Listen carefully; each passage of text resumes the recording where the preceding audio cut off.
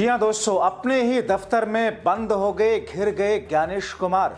ममता के 10 सांसदों ने ज्ञानेश को घेर के रगड़ा, तो आखिर क्यों वहां से फरार होने की कोशिश करने लगे ज्ञानेश। स्वागत है आप सभी का। आप देख रहे हैं द राजनीति का विशेष सेगमेंट खबर और विश्लेषण। मैं हूं जब्बार खान। तो क्या वाकई बंगाल में चुनाव आयोग वैसा कुछ नहीं कर पाएगा जैसा उसने बिहार में कर लिया था?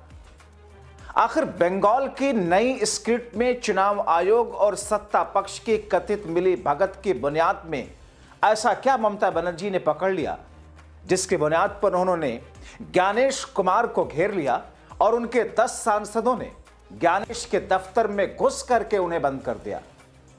आखिर ज्ञानेश कुमार से जिन सवालों के जवाब मांगे गए, 2 घंटे तक ज्ञानेश खामोश रहे, एक टक नहीं बोले और फिर उसके बाद में चुपचाप ज्ञानेश कुमार वहां से निकलने क्यों लगे।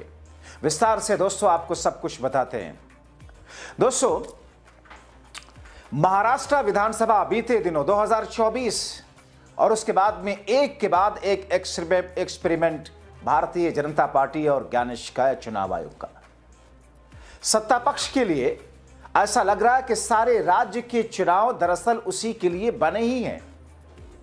लेकिन जब महाराष्ट्र का भेद खुला, जब कर्नाटका में बैंगलोर में जब राहुल गांधी ने एक विधानसभा सीट पर जब 7 फीट ऊंचा पोता खोला, जब बिहार को लेकर के जिस अंदाज में स्थितियां सामने आई और दूसरी तरफ एसआईआर के बीच में जिस अंदाज में अब तक 28 से ज्यादा लोगों की जीवन लीला समाप्त हो चुकी है, उसमें लगातार ममता बनर्जी सीधे सीधे ज्ञानेश कुमार के नाम की चिट्ठियां लिखती रहीं, मगर ज्ञानेश कुमार शायद उसे रद्दी की टोकरी में उठाकर फेंक दे रहे होंगे, क्योंकि वो तो अपने आकाओं के हिसाब से चल रहे हैं। तो ऐसी स्थिति में दोस्तों ममता बनर्जी ने अपने 10 सांसदों को ज्ञानेश कुमार के दफ्तर में भेज दिया और दफ्तर में जाने के बाद ज्ञानेश की सांसें ऊपर से नीचे होने लगी, क्योंकि जो बातें पूछी जा रही थी, जिन सवाल के जवाब मांगे जा रहे थे, ज्ञानेश उससे फरारी काटना चाहते थे। चुनाव आयोग से मिलने के लिए टीएमसी प्रतिनिधिमंडल का नेतृत्व कर रहे डेरेक ओब्रायन ने ज्ञानेश को 40 मौतों की सूची सौंपी। 18 बियलों की मौत एसआईआर की वजह से हुई। मुंह पर टीएमसी के नेताओं ने कहा कि आपके हाथ खून से रगे हैं।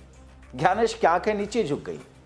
ज्ञानेश हैरान और परेशान, लेकिन बोल कुछ नहीं सकते। टीएमसी नेताओं की मुलाकात सीएम ममता बनर्जी द्वारा chief election commission Gyanesh Kumar को लिखे गए 2 पत्र के बाद हुई।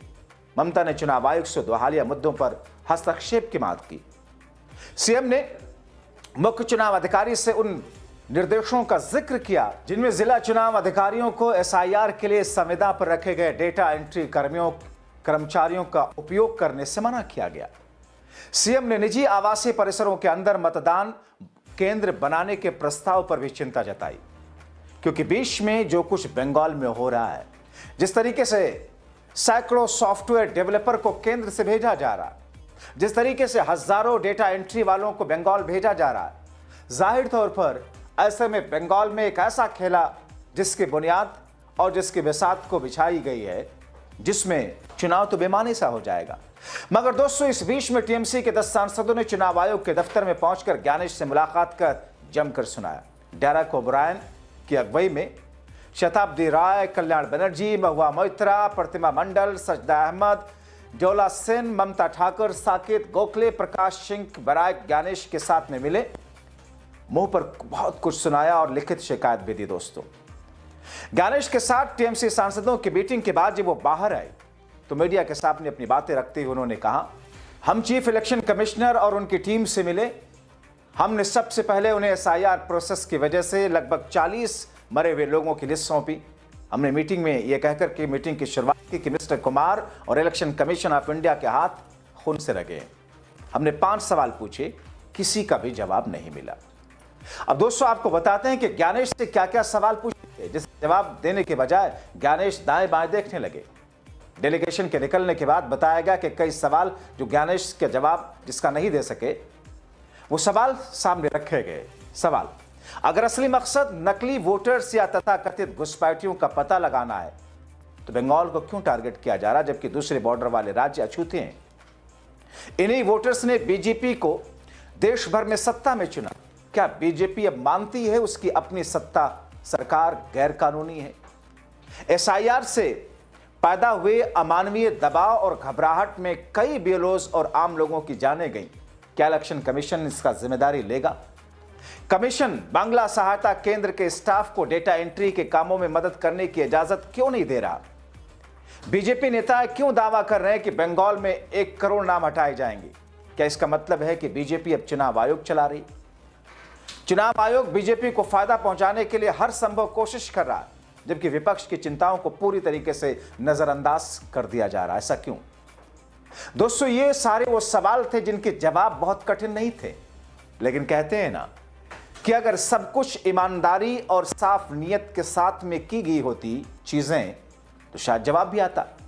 मगर दोस्तों, इसी बीच में एक और बखेड़ा खड़ा हो गया है।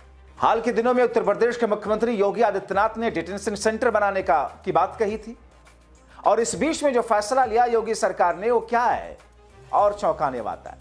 दरअसल आधार कार्ड को सवालों के घेरे में खड़ा करते हुए योगी आदित्यनाथ उत्तर प्रदेश की सरकार ने कहा कि आधार में जन्मतिथि अब मान्य नहीं होगी, यानी आधार के अंदर जो जन्मतिथि आपकी दर्ज है उसे बर्थ सर्टिफिकेट या बर्थ प्रमाण के तौर पर अब मान्य नहीं किया जाएगा। दोस्तों, क्या चल रहा है?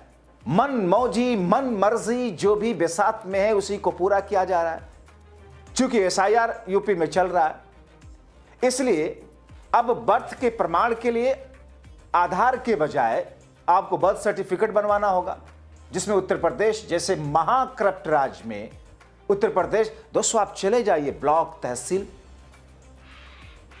आप किसी भी लेवल के कोई भी आदमी के, मैं तो कहूंगा सुप्रीम कोर्ट के चीफ जस्टिस भी अगर किसी गांव किसी ग्रामीण इलाके के ब्लॉक और तहसील में चले जाएं और एक बर्थ सर्टिफिकेट, विरासत वारिस प्रमाण पत्र या इस तरीके की कोई चीज बनवाना हो, एक लेखपाल लेवल का शख्स उनसे भी बिना रिश्वत लिए हुए बात तक नहीं सुनेगा। 1000-2000 रुपए लिए बिना कुछ बात तक नहीं सुनता है। उत्तर प्रदेश जहां पर आपको 4-4, 6-6 महीने लग जाते, वो उत्तर प्रदेश जहां पर एक छोटा सा कागज, बर्थ सर्टिफिकेट, डेथ सर्टिफिकेट या कोई इस किस्म का कागज आपको लेना हो तो आपको कम से कम 4 महीने का इंतजार करना होता है। और वहां योगी आदित्यनाथ का यह फरमान कि साहब आपको बर्थ सर्टिफिकेट बनवानी होगी। लगते रहिए लाइन में। इधर दोस्तों, एसआईआर पर ऐसा नहीं कि इस पूरे मामले को लेकर के सुनवाई नहीं चल रही, सुप्रीम कोर्ट में सुनवाई लगातार चल रही है। चीफ जस्टिस सूर्यकांत और जस्टिस जयमाल्या बागची के बेंच ने केरला सरकार की याचिका पर इस बीच में आज भी सुनवाई की। राज्य चुनाव आयोग से 1 दिसंबर तक जवाब देने को कहा। अगली सुनवाई 2 दिसंबर को होगी। तमिलनाडु में याचिका पर 4 दिसंबर और पश्चिम बंगाल की याचिका पर 9 दिसंबर को सुनवाई होगी। इसी दिन चुनाव आयोग राज्य के ड्राफ्टिंग वोटर लिस्ट भी जारी करेगा। बेंच ने कहा, अगर राज्य सरकार मजबूत आधार देती है तो हम तारीख बढ़ाने का निर्देश दे सकते हैं। एसआईआर पहले कभी नहीं हुआ तो ये वजह इलेक्शन कमीशन के फैसलों को चुनौती देने का आधार नहीं बन सकता। दोस्तों, उधर कांग्रेस ने बेलों के मौतों के मामले में कहा कि एसआईआर प्रक्रिया के दौरान काम के दबाव के चलते जिस तरीके से लोगों की जिंदगियां खत्म हो रही हैं, जिस अंदाज में बेतहाशा बेशुमार लोगों की जीवन लीला समाप्त हो रही है, दरअसल ये सब कुछ चुनाव आयोग, मुख्य चुनाव आयोग की कारस्तानियों की वजह से है, उनके अधिकारियों के मनमाना रवैयों की वजह से। तो ऐसी स्थिति में जहां पर एक तरफ सुप्रीम कोर्ट में सुनवाई, दूसरी तरफ मुख्य चुनाव आयोग को उन्हीं के दफ्तर में घेर करके सवाल और जवाब, और तीसरी तरफ जहां पर बेलोज की लगातार जीवन लीला समाप्ति की खबरें, और इन तमाम चीजों के बीच में मुख्य चुनाव आयुक्त ज्ञानेश कुमार को घेर करके इस तरीके से जवाब लेने की कोशिश, लेकिन वो पतली गली से निकल जाते हैं। यह दर्शाता है कि मौजूदा वक्त में लोकतांत्रिक मूल्यों और संवैधानिक मूल्यों का इस सत्ता और इस राज्य में कोई महत्व नहीं है। दोस्तों, आखिर में आपको यह भी बता दें चलते चलते कि आखिर जो 12 राज्यों में एसआईआर की जा रही है, इसकी फाइनल वोटर जो लिस्ट है 7 फरवरी को पब्लिश की जाएगी, जिसमें कई सारे राज्य हैं, उत्तर प्रदेश, बंगाल समेत इसमें शामिल हैं। 4 नवंबर से प्रक्रिया चल रही, 4 दिसंबर तक ये प्रक्रिया चलेगी। 9 को पब्लिश होगी लिस्ट। 9 दिसंबर से 8 जनवरी तक जो क्लेम होगा, जो ऑब्जेक्शन होगा, उसका टाइम होगा। 9 दिसंबर से 31 जनवरी के बीच फाइनल इलेक्टोरल 7 फरवरी 2026 में पब्लिश की जाएगी।